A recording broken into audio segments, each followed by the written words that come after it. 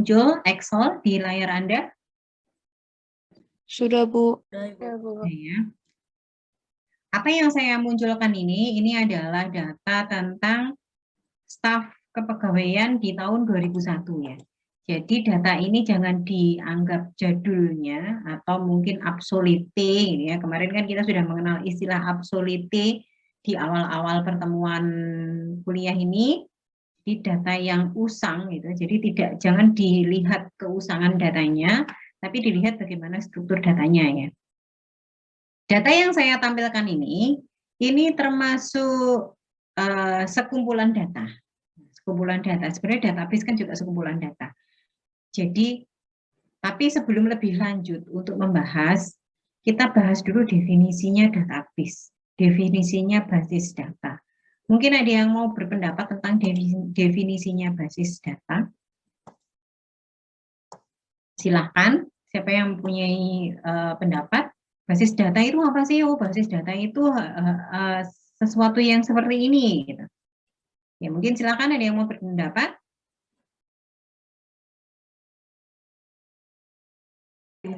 Izin berpendapat.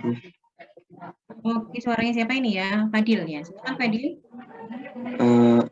Menurut saya basis data itu seperti semacam ini, kalau dilihat di Excel ini seperti kumpulan data, yang dimana kumpulan data ini menggambarkan atau menunjukkan daftar nama staf pengajar. Jadi suatu kumpulan data yang menggambarkan sebuah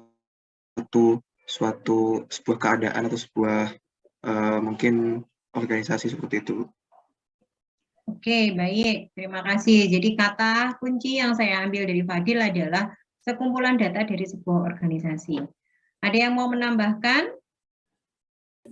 Permisi Bu, izin pendapat. Oke, silakan Naufal. Kalau sependapat saya sama penangkap saya, mohon maaf Bu, agak basis data atau database adalah sekumpulan informasi atau data yang mana menghimpun informasi secara spesifik mengenai sesuatu agar dapat memudahkan apabila digunakan di kemudian hari. Begitu Bu kalau menurut saya. Oke, baik. Saya simpan kata-kata Naufal tentang mudah untuk dikelola, gitu ya. Mudah untuk dikelola. Jadi kalau tadi Fadil itu sekumpulan data dari sebuah organisasi ditambah kata-kata mudah untuk dikelola. Di sekumpulan data tadi mudah untuk dikelola. Ada lagi pendapat? Suaranya siapa ini? Oh ya, Badria Putri. Silakan, Mbak. Saya izin menambahkan dari pendapatnya Fadil dan Naufal.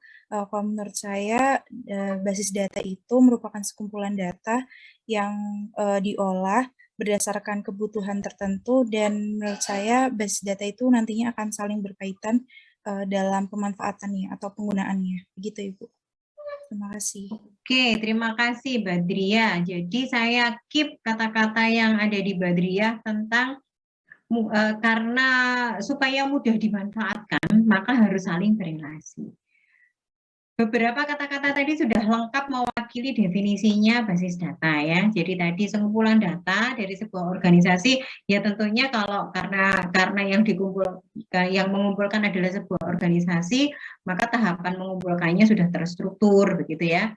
Kemudian mudah untuk dikelola gitu tadi dari Naufal, supaya mudah dikelola maka harus saling berrelasi ya. Terakhir dari Badria itu sudah mewakili definisinya basis data secara komplit. Nah, sekarang kita lihat beberapa contoh nih. Ini contoh yang pertama. Saya menampilkan contoh yang pertama tentang daftar nama stafnya FKM tahun 2001 ya. Kenapa ini jadulnya? Sekarang Prof. Katrin ini kan sudah profesor. Nah, ini masih lektor gitu ya.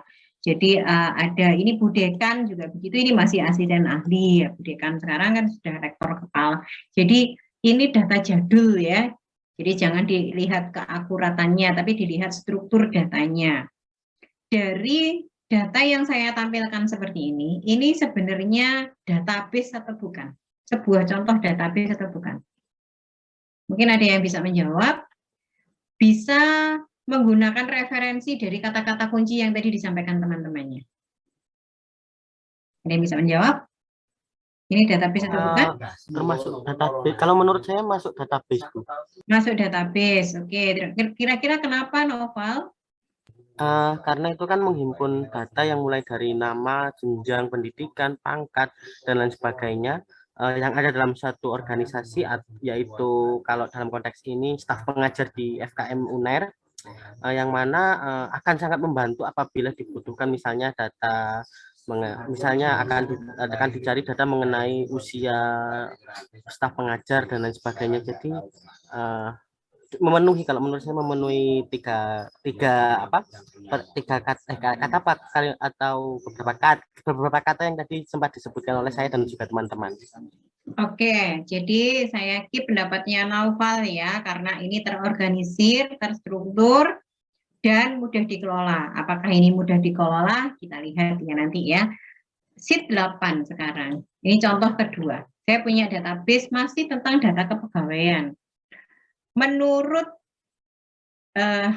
adik-adik sekalian, di sheet 8, data dengan struktur data penataan di sheet 8, ini termasuk database atau bukan? Ada yang punya pendapat? Ini kan beda ya penataannya dengan ini. Strukturnya beda. Nah, ini yang sheet 8 ini termasuk database bukan? Mungkin ada yang punya pendapat? Izin berpendapat, Bu. Silakan Mila. Kalau menurut saya tidak, karena kan ini ya Bu, kayak tidak terorganisir. Yang pertama, tentunya ini sudah berkaitan antar komponen satu sama lain. Tapi kayak tidak terorganisir sama tidak sistematik, Bu. Seharusnya tempatnya itu ada kolom tersendiri. Jadi nanti waktu pengolahan datanya itu mudah. Seperti itu, Bu. Oke, baik. Jadi penataannya atau strukturnya tidak terorganisasi sehingga ini susah untuk dianalisis ya kalau kayak gini. Oke, saya sekarang punya data yang lain lagi. Sebentar, saya buka.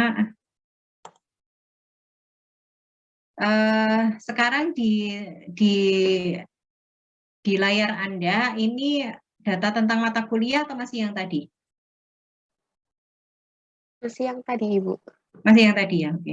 Bentar. Oke, sekarang data mata kuliah? Iya, Bu, sudah. Sudah ya, ya. Sekarang struktur data yang saat ini Excel yang saya tampilkan, ini database atau bukan?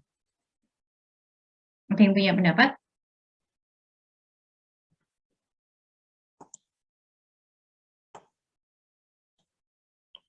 Tarisa? Ya, Bu. Kalau menurut Tarisa ini database atau bukan? Kalau menurut saya, ini database, Bu. Database. Alasannya? Karena cukup memberikan informasi-informasi dasar mengenai beberapa mata kuliah. Oke, baik. Jadi titiknya ada di informasi yang komplit gitu ya. Oke, sekarang saya mencoba menganalisis data ini ya. Jadi saya mau memfilter, melakukan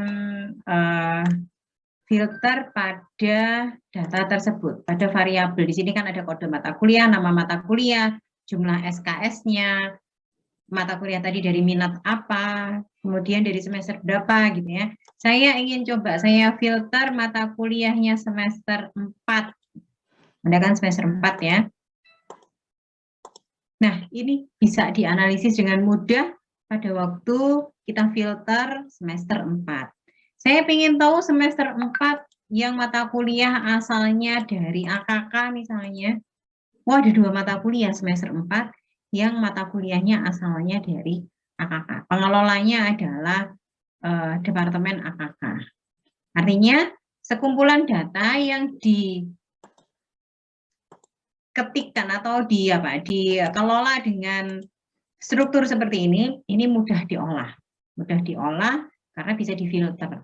Kita bisa mencari, kita bisa mencari dengan mudah sesuai dengan kriteria yang kita tetapkan. Sekarang dengan data contoh 1 tadi, ini ya, kita awali dari contoh 1 nanti ke contoh 2. Kita di sini ingin memfilter, ini kan ada beberapa pangkat ya, ada pangkat penata, ada pangkat penata muda, terus ada pangkat pembina, gitu ya, ada beberapa pangkat nih. Saya ingin tahu siapa sih staf yang pangkatnya penata. Kalau saya filter nanti harusnya yang muncul adalah ini Bu Catherine, ada Pak Priyono, gitu, penata lagi siapa ini? Ini ada Bu Riri, gitu ya. Ini data tahun 2001 tapi ya, harusnya muncul ketika saya filter. Kira-kira kalau saya filter akan muncul seperti yang diinginkan atau tidak? Saya coba saya filter, berarti yang difilter yang ini kan? Ini saya munculkan ini fasilitas filter. Anda kan sudah sangat menguasai Excel ya. Jadinya sudah tahu ya beberapa fasilitas yang ada di Excel. Nah, ini kira-kira akan muncul enggak ini? Menurut Michelle akan muncul enggak nanti staf yang penata?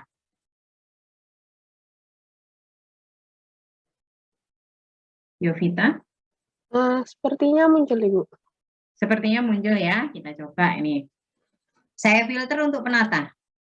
Kok nggak muncul ini? Jadi penata, kalau tadi kan muncul nih semester 1, 2, 3, 4, kita centang yang 4 nanti muncul. Tadi harusnya muncul penata, penata muda, pembina, itu ketika saya klik di sini, ini pilihan-pilihan tadi muncul sehingga saya bisa memunculkan yang penata. Ini nggak muncul. Kira-kira kenapa kok nggak muncul? Mungkin Sepertinya Michelle, karena ada data lain, Ibu, seperti yang TMT 1 April dan lain sebagainya itu, Ibu. Dia belum terpisah-pisah. ya benar. Jadi struktur data yang benar di dalam sebuah database itu harusnya satu kolom ini satu variabel yang muncul.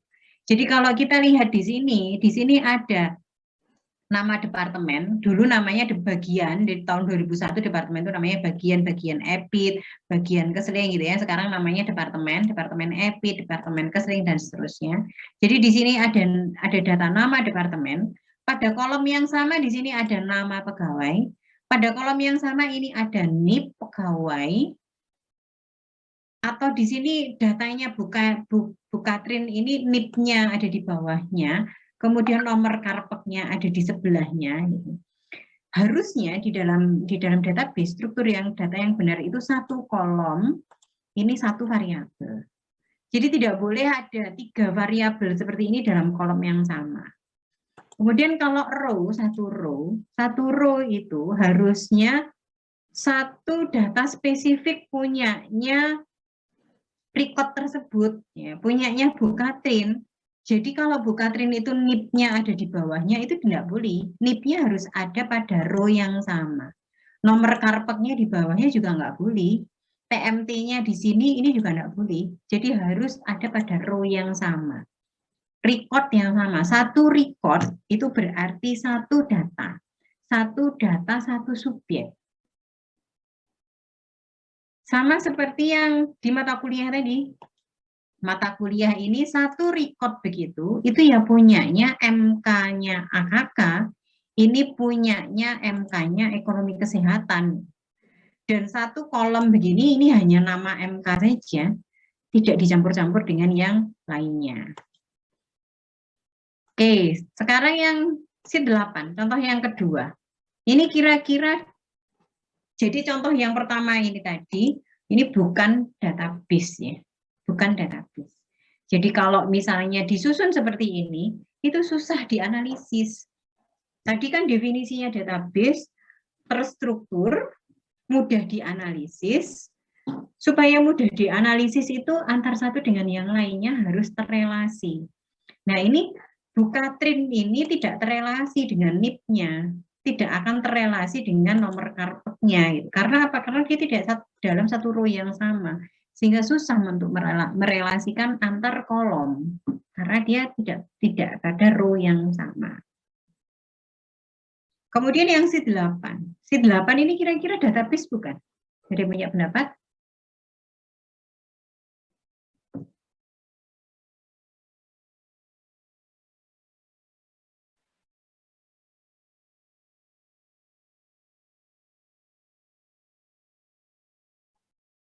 Ya, ada yang punya Bukan, Ibu. pendapat?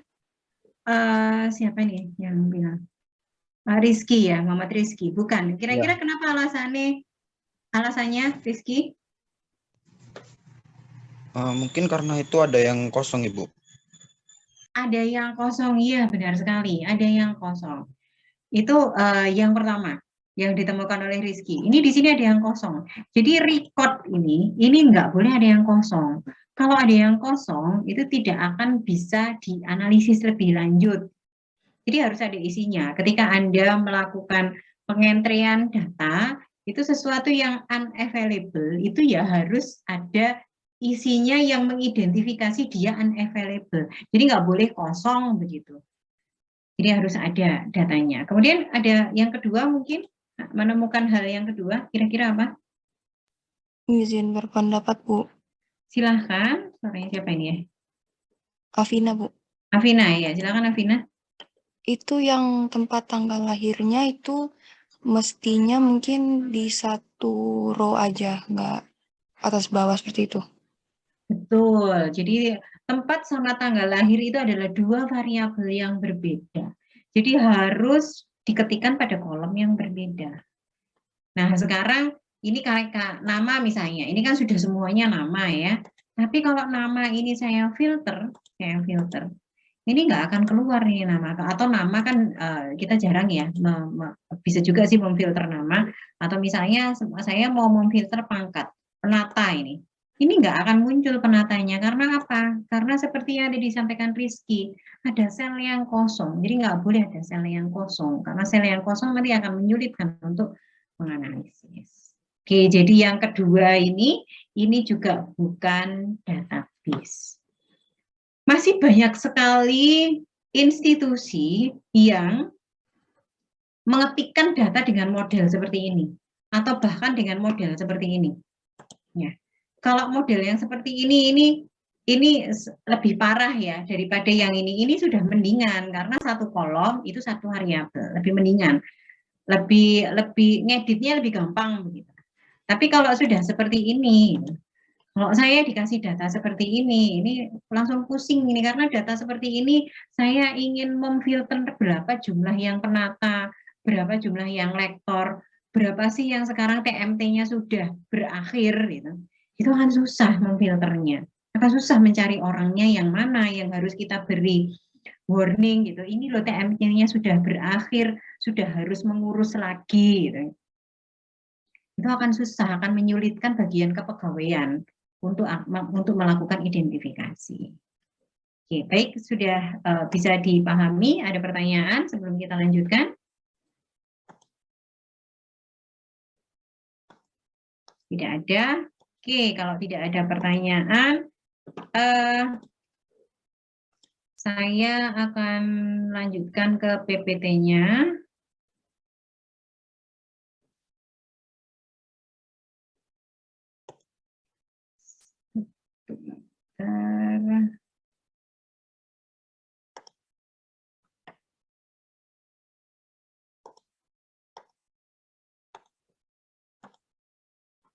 Ya, basis data berarti sekumpulan data, karena sekumpulan data tadi itu pada sebuah organisasi tertentu berarti pasti terstruktur ya.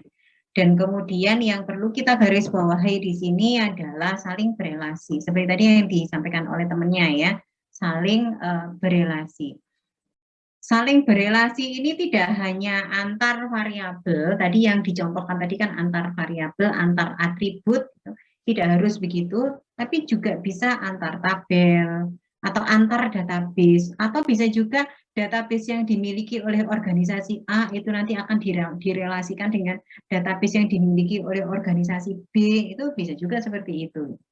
Menjadi lebih baik ya, database yang dikembangkan berarti lebih baik. Di mana dikembangkan ya macam-macam, bisa di mana saja, bisa di institusi mana saja yang menggunakan database. Sekarang kita bahas ruang lingkup yang lebih luas dari sebuah database. Kalau database tadi dinaungi oleh sebuah manajemen tertentu dan untuk mengembangkan atau di dalam ruang lingkup sebuah sistem tertentu untuk proses pengambilan kebijakan dan lain sebagainya, maka database yang dipakai itu disebut sebagai database management system. Ini untuk mengilustrasikan database management system DBMS itu pasti database-nya itu ada di sebuah tempat yang sama, artinya berintegrasi, begitulah database-nya.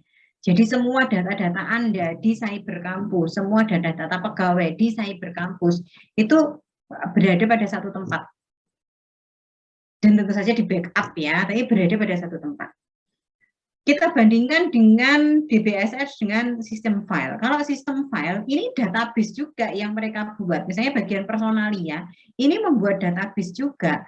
Tapi database yang dibuat itu yang punya bagian personalia. Yang kemudian akan terpisah, misalnya ini dikirim juga ke bagian penjualan, atau bagian ini ya, dikirim ke sini. Untuk apa? Karena bagian penjualan butuh list staff marketing, gitu ya. Dikasih.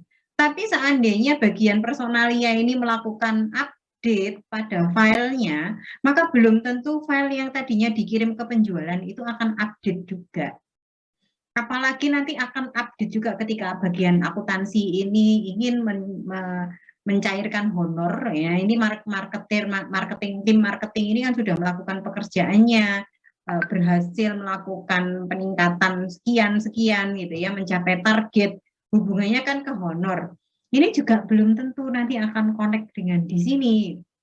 Karena masing-masing bagian mempunyai file masing-masing, mempunyai database masing-masing. Jadi ini masih sistem file, belum DBMS. Dari ilustrasi ini berarti nanti Anda pasti akan bisa menerjemahkan menjadi beberapa perbedaannya gitu ya, antara basis data, manajemen basis data sama sistem file.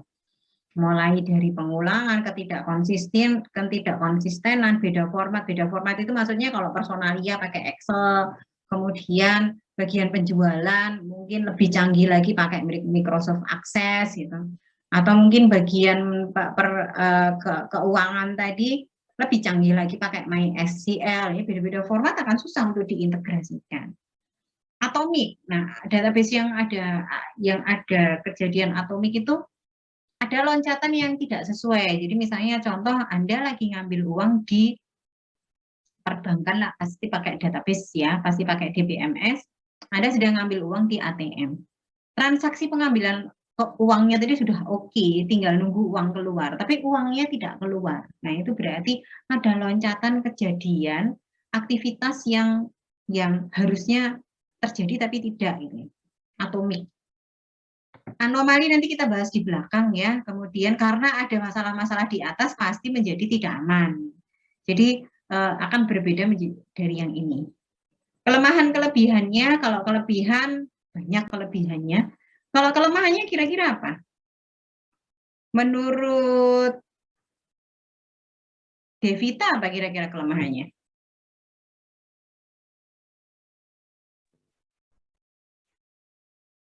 Kelemahannya di BMS.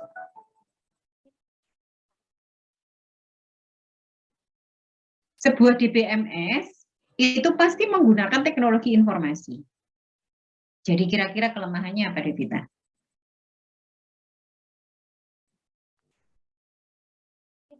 Ada sering gangguan dari sistem.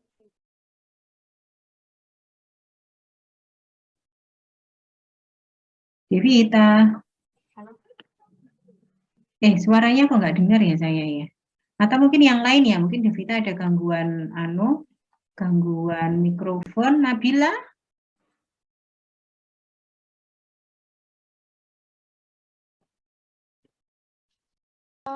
Iya Ibu, apakah terdengar? Terdengar Mbak? Ya, menurut Ya, Nabila? mungkin kelemahannya DBMS itu harus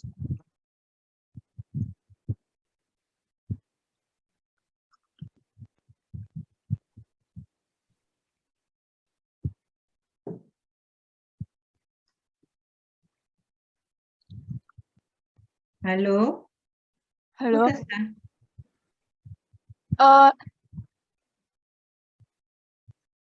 itu Ibu, ukurannya itu mungkin menyita tempat Ibu. Kalau yang DBMS kan harus satu-satu begitu Ibu.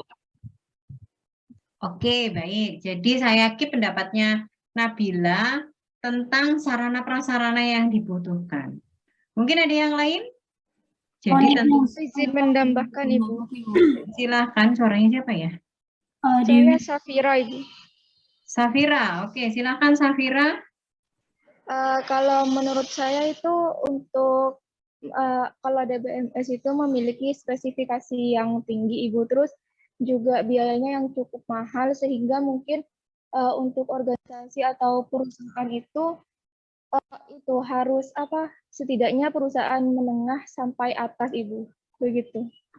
Oke, jadi selain sarana prasarana tadi dititik beratkan saya keep ya pendapatnya Safira, saya keep tentang kebutuhan SDM-nya gitu ya. Jadi kan karena tadi speknya tinggi, jadi SDM-nya juga pasti akan mensupport. Kemudian kebutuhan finansial ya, budgeting, kebutuhan budgeting karena teknologi informasi yang dipakai itu tinggi, ya pasti investasinya mahal. Jadi itu kerugiannya memang. Kerugian di dalam penggunaan DBMS. Namun setelah berjalan dengan stabil, bisa jadi menjadi efisien ya. Karena kan tentu saja data yang akurat itu akan mendukung proses pengambilan keputusan yang akurat juga ya. Kalau proses pengambilannya akurat, maka akan tepat sasaran. Karena tepat sasaran, maka akan menjadi lebih efisien. Daripada yang ini, daripada kalau misalnya pakai kertas gitu ya. Pakai kertas itu bisa jadi data yang akan dimunculkan meleset dari realnya, dari kondisi realnya. Karena ya kesulitan untuk menganalisisnya kan kalau manual pakai kertas atau kalau sistem file. Jadi masing-masing bagian ini punya data yang terpisah-pisah gitu. Nah, jadi yang satu diupdate, yang lain nggak update. Jadi akhirnya akan beda informasi yang akan dikeluarkan. Itu kerugiannya DBMS ya. Sekarang di dalam penggunaan DBMS, di dalam penggunaan basis data, kita pasti akan menggunakan bahasa pemrograman. Bukan berarti Anda sekarang dalam posisi untuk harus bisa bahasa pemrograman, tidak. Jadi ini pada posisi untuk mengenalkan saja ya. Di dalam bahasa pemrograman itu kan ada coding-coding begitu. Nah, coding-coding atau bahasanya itu rata-rata menggunakan bahasa Inggris. Bahasa mesin yang sudah dibahasakan dengan menggunakan bahasa internasional, jadi rata-rata menggunakan bahasa Inggris. Dibagi menjadi dua, ada definition, language, ada manipulation. Kalau definition itu lebih ke meng-create database, manipulation ya berarti database yang sudah di-create tadi itu bisa dimanipulasi. Manipulasi itu artinya bukan kemudian mempunyai makna negatif, tidak ya. Manipulasi itu artinya dikelola. Jadi kalau misalnya Anda menggunakan Cyber Campus untuk KRS, untuk memprogram KRS, kalau salah kan bisa di-delete. Nah, salah satu di-delete itu adalah dimanipulasi. Misalnya ini contohnya DDL, jadi di-create, gitu. Kemudian contohnya DML, kita seperti filter tadi ya, seperti filter tadi mencari yang kode pegawainya 04, yang belakangnya 04, atau artinya dia masuk tahun 2004 misalnya begitu ya, itu dicoba untuk difilter. Atau di dalam bahasa pemrograman namanya di query, proses query. Beberapa macam-macam basis data. Mulai dari pertama sampai ke akhir ini, semakin ke akhir ini semakin DBMS. Semakin tinggi gitu ya. Kita mulai dari basis data yang paling sederhana, yang flat ya. Yang sistem file. Ini kalau menurut definisinya basis data tadi ini sudah basis data. Sudah. Tapi sistem file jadi tidak terrelasi dengan basis datanya bagian yang lain. Jadi dengan basis data tersebut bisa jadi nanti data akan menjadi tidak akurat ya, karena masing-masing bagian mempunyai format sendiri-sendiri. Banyak data berulang, sama seperti penjelasan yang sistem file tadi ya. Kemudian lebih naik sedikit basis data hierarki. Kalau di sini muncul, oh ini basis data orang tua, ini basis data anak.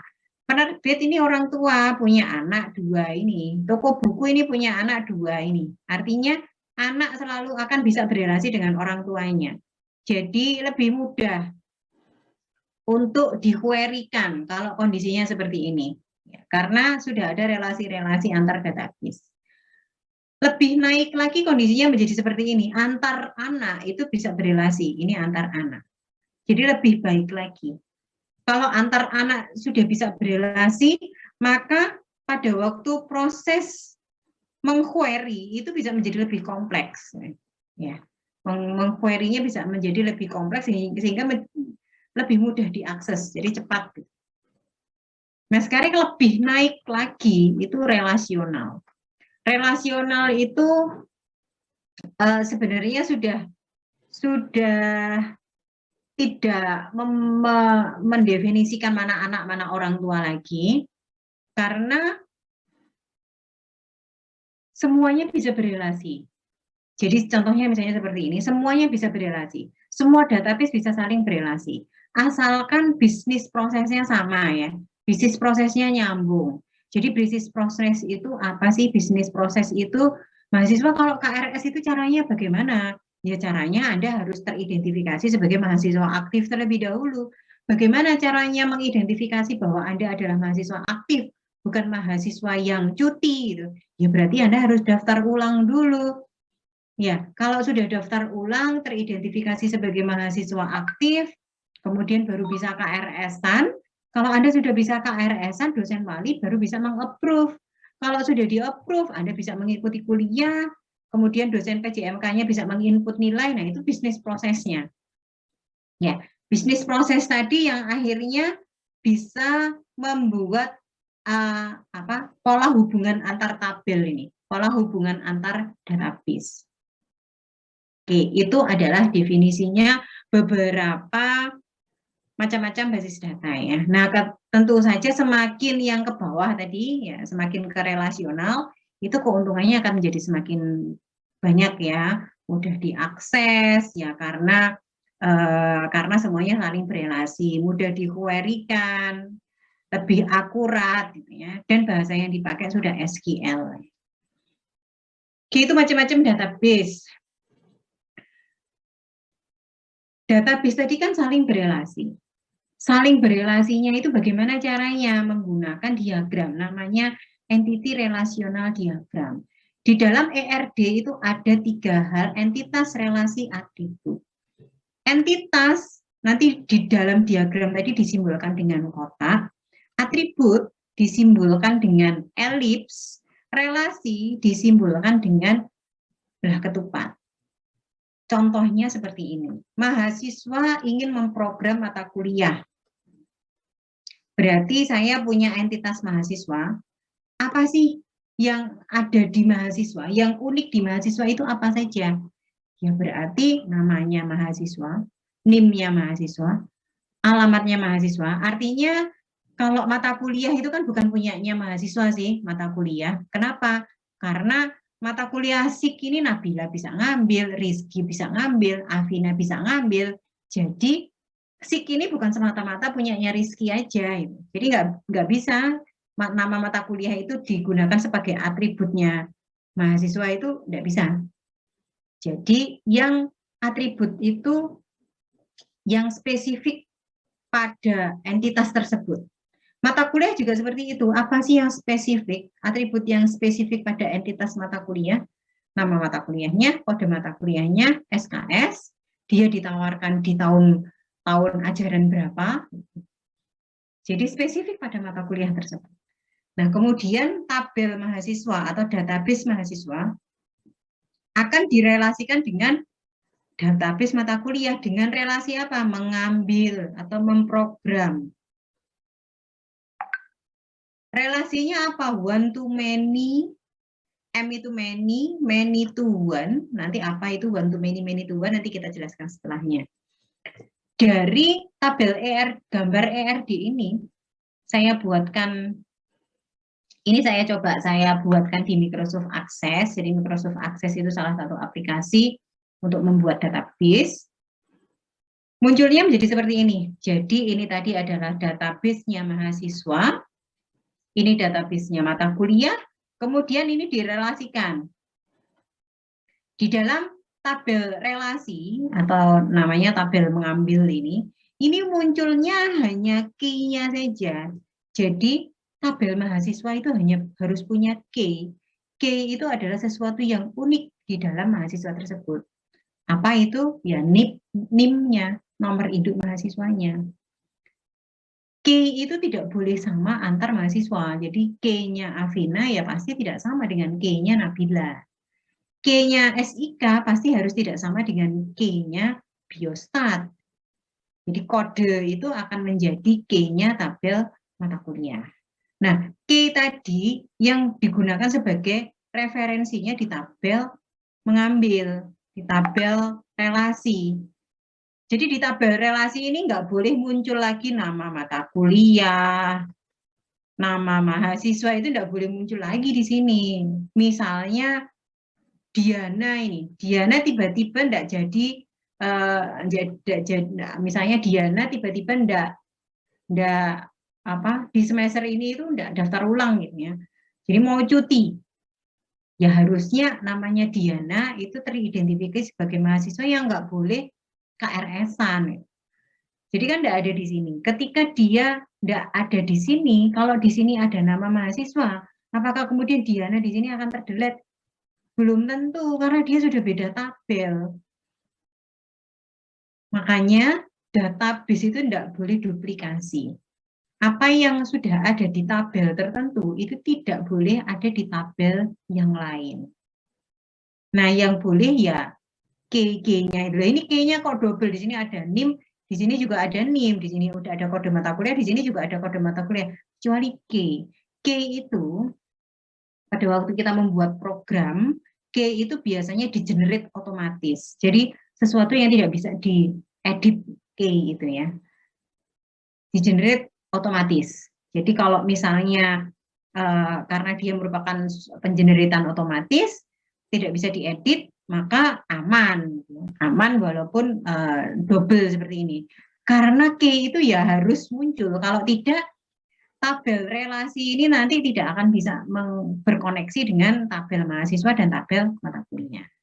Nah, tabel mengambil ini atau tabel relasi ini nantinya digunakan untuk apa? Misalnya untuk mencetak KRS.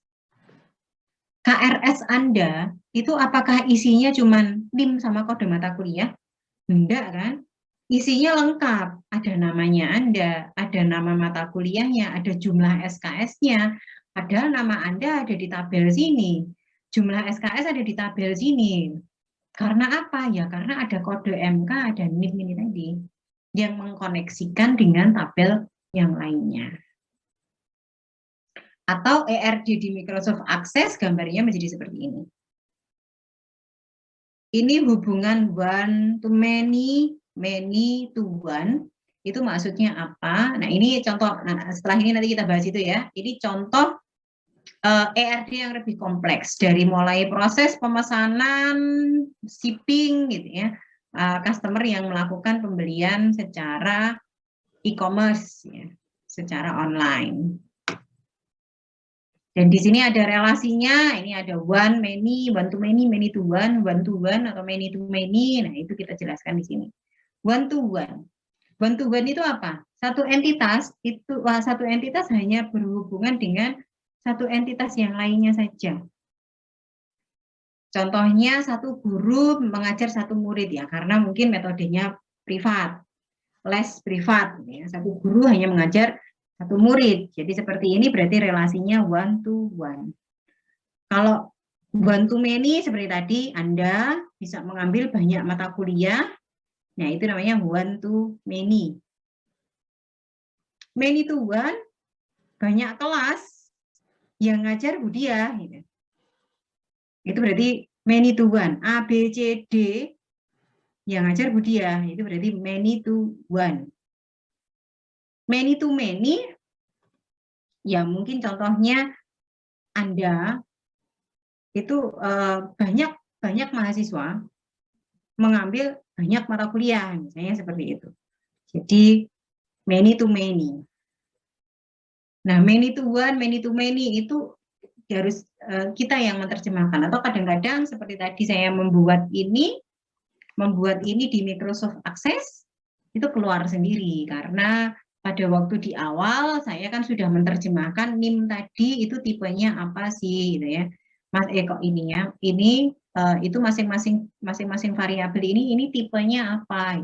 Jadi Microsoft Access akan bisa mengenal berarti tabel itu nanti kira-kira isinya bagaimana sehingga dia bisa menerjemahkan prosesnya. Atau ada juga yang kita menerjemahkan sendiri. Kita diminta menerjemahkan sendiri pola hubungannya itu apa. One to one, one to many, apa gitu. Oke, sampai di sini mungkin ada yang ditanyakan sebelum kita masuk normalisasi.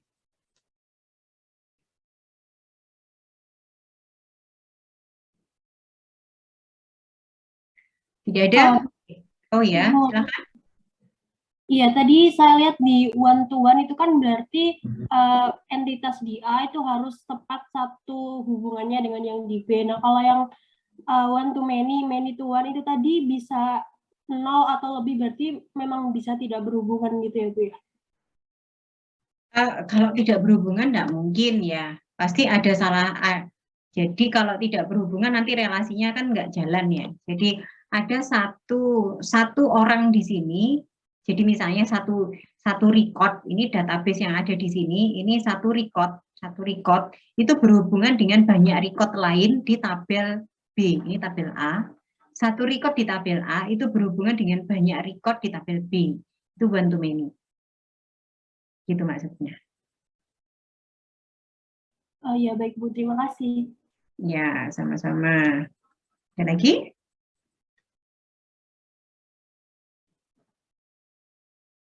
Cukup? Oke, kita masuk di normalisasi ya. Normalisasi ini tadi, normalisasi itu tujuannya secara umum menghilangkan anomali dan juga meminimalkan jumlah data berulang. Atau sebenarnya bukan meminimalkan, tapi menghilangkan ya, menghilangkan data berulang. Normalisasi, anomali itu apa? Sebelum kita mengenal normalisasi, anomali, misalnya di sini, anomali, tabel yang ada di sini itu terjadi anomali. Maksudnya apa? Citra ini muncul 2 kali. Ketika Citra itu menginformasikan pindah ke Bogor, maka ini akan teredit menjadi Bogor. Tapi belum tentu Citra yang ada di record keempat itu akan berubah jadi Bogor juga. Karena ini beda record. Jadi pembuatan database yang seperti ini tidak bagus. Karena terjadi anomali update.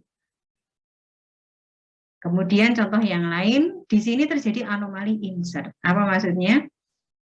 Misalnya UNER membangun gedung, katakanlah gedung barat. Ya.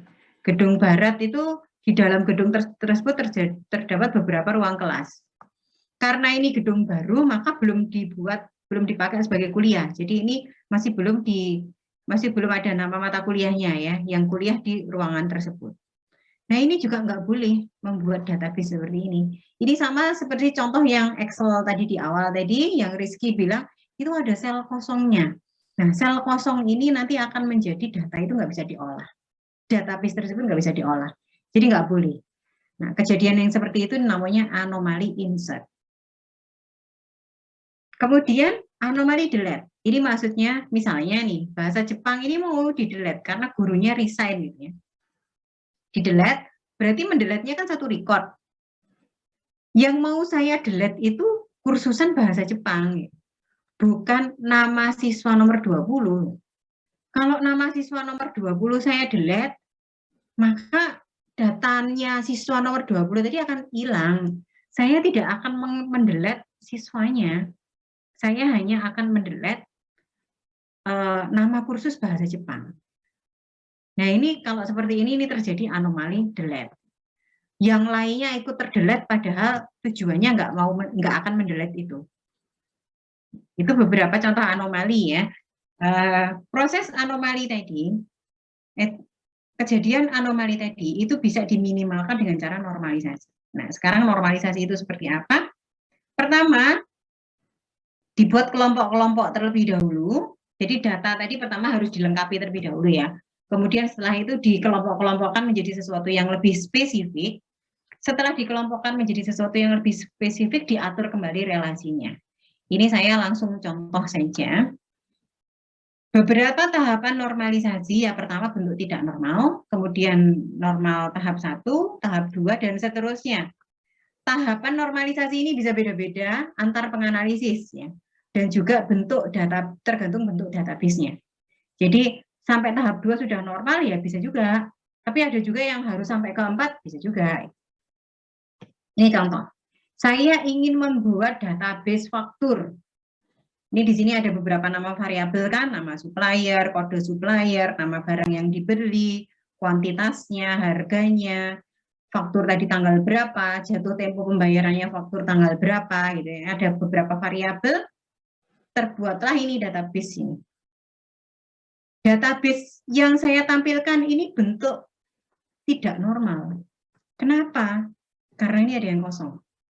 Ya, seperti tadi ya, contoh yang tadi ada yang kosong nggak boleh. Jadi ini nggak normal. Jadi proses normalisasi tahap 1 saya isi dulu. Ini normalisasi tahap 1. Sekarang normalisasi tahap 2.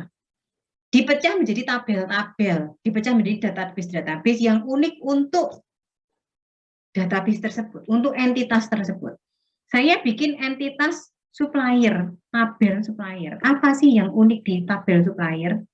Ya nama suppliernya dan kode supplier. Apakah barang ini yang memasuk Hitachi, tapi apakah barang ini sesuatu yang unik di nama supplier, di tabel supplier? Tidak. Karena yang memasuk rice cooker bisa jadi nggak Hitachi saja, bisa merek yang lainnya, bisa nama supplier yang lainnya. Jadi bukan sesuatu yang unik di supplier, di tabel supplier, jadi ya jangan dimasukkan ke entitas supplier. Saya ingin membuat tabel barang. Apa yang unik di barang? Kode barang, nama barang, tanggal jatuh tempo nggak unik. Karena tanggal 22 April bisa jadi tanggal jatuh tempo di barang yang lainnya. Jadi nggak unik di tabel barang. Kuantitas bisa jadi rice cooker yang beli 10 itu tidak hanya rice cooker saja. Ada yang lain pensil juga belinya 10 gitu ya. Jadi kuantitas bukan sesuatu yang unik di tabel barang. Jadi dipisah-pisah seperti itu caranya ya. Mana yang unik di tabel tersebut. Nah, ini nanti akan menjadi tabel master. Unik di situ ya, yang tidak ya mungkin spesifik punyanya tabel itu begitulah ya, unik gitu. Nah, setelah itu dua tabel master tadi direlasikan jadi tabel nota. Setiap tabel itu pasti harus punya key, kunci. Jadi kode barang ini kunci, kode supplier ini kunci, dan dia disebut sebagai kunci primer. Ini ada nomor nota itu kunci untuk tabel nota, sebagai tabel relasi. Nah, kemudian karena tabel relasi, maka dia akan mengambil tabel kunci dari tabel master, makanya di sini, di tabel nota, kode supplier dan kode barang itu ada bintang 2, itu maksudnya dia adalah kunci tamu yang diambil dari tabel yang lainnya. Oke, sekarang apakah ini sudah normal? Ini belum normal. Karena apa? Kalau saya menggagalkan pembelian barang tertentu, kemudian saya delete, maka yang akan terdelete adalah satu record. Padahal satu nomor nota itu bisa jadi di situ yang dibeli 5 barang. Bisa jadi, tapi ternyata kalau satu nota saya delete, 5 barang itu akan terdelete semua, padahal yang mau saya delete itu hanya satu barang saja.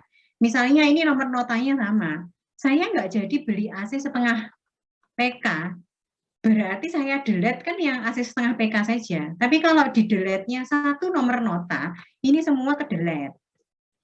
Jadi pada waktu di sini, ini terjadi hal-hal yang masih tidak normal, terjadi anomali delete. Maka dia akan dipecah lagi nih, dipecah jadi 2 tabel. Tabel untuk mentransaksikan dan tabel untuk nota.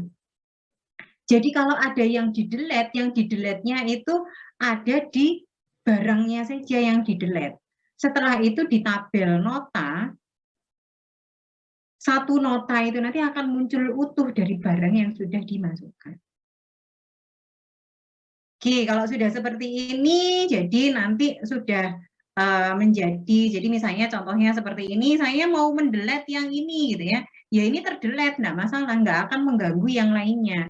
Jadi ketika nomor nota 998 ini mau dibuat tabel nota, ya enggak masalah. Karena dia akan bisa teridentifikasi semua barang di bawah nota 998. Oke, sampai di sini ini sudah bentuk yang normal. Mungkin bisa jadi kenormalan antar penganalisis bisa beda-beda. Ini ada 3, bisa jadi nanti yang dibuat oleh Rizky, yang dibuat oleh Nabila, itu di tahap 1 ini sudah terisi semua. Ini sudah terisi semua. Berarti tahap 1-nya sudah tidak mengisi kelengkapan ini. Jadi tahap 1-nya itu langsung ini ya bisa saja. Ya, oke, jadi bisa tidak saklek ya. Nah, kemudian ERD ini bisa diterapkan dimanapun pokoknya yang memakai database. Misalnya yang dijelaskan ini tadi KRS ya, yang tadi ya. KRS ingin membuat kartu KRS, kartu KHS, itu pasti butuh ERD. ERD tadi hasil dari proses normalisasi. Ini itu aslinya ERD kan. Nah, ERD yang normal itu setelah melalui proses normalisasi tadi. Kemudian misalnya diterapkan di apotek. Apotek itu kan ada gudang obat, ya, obat yang jarang dibeli, obat yang sering dibeli, kan ada beberapa penyakit-penyakit yang sering ada, batuk pilek itu kan sering ada, itu panas itu sering ada, atau ada obat yang jarang dibeli, obat CA itu obat yang jarang dibeli, atau obat yang harus disimpan di suhu sekian. Jadi ada beberapa ketentuan-ketentuan variabel-variabel di pergudangan obat. Berarti kan nanti misalnya mau membuat stok barang di apotek bisa menggunakan variabel-variabel tersebut ya, atau mau membuat kwitansi di apotek, atau di rumah sakit mau membuat rekam medik gitu ya. Rekam medik isinya ya tindakan diagnosis, tindakan, obat atau lab yang dipakai oleh pasien. Silahkan kalau misalnya mau diterapkan. Nah, terakhir lingkungan basis data. Kenapa sih kok kita perlu mempelajari basis data di kesehatan masyarakat? Biasanya yang ada di kantor-kantor itu karena pengembangnya ini itu nggak paham dengan bisnis proses yang ada di tempat kita bekerja, di dinas kesehatan misalnya, atau di puskesmas, atau mungkin di rumah sakit. Programmer ini kan bukan orang rumah sakit biasanya kan gitu. Sehingga dia nggak paham bisnis proses yang terjadi. Yang paham itu kita. Makanya harusnya yang merancang basis data itu kita. Baru kemudian rancangan ini akan diterjemahkan menjadi coding program oleh programmer. Itu akan menjadi lebih baik nanti. Banyak sekali aplikasi-aplikasi sistem yang tidak terpakai karena tidak sesuai dengan kondisi realnya. Karena apa? Karena ada gap antara pemahaman programmer sama kita. Kita nggak ngerti logikanya pemrograman, programmer nggak ngerti bisnis prosesnya kita. Gitu. Ya akhirnya ya itu yang terjadi. Jadi penting buat kita untuk kita tahu bagaimana sih caranya programmer itu berpikir. Nah, kemudian basis data kan pasti akan ada organisasinya, jadi ada rule-nya. Rule itu juga kita sebagai administratornya sistem, administratornya basis data yang akan menyusun rule itu ya kita. Oke, baik. Sudah jam 10, saya harus men-skip kuliah ini, mohon maaf ya. Nanti kalau misalnya ada pertanyaan-pertanyaan yang ada kaitannya dengan database, silakan ditanyakan minggu depan. Dan untuk jaringan rekamannya akan saya upload nanti malamnya. Ada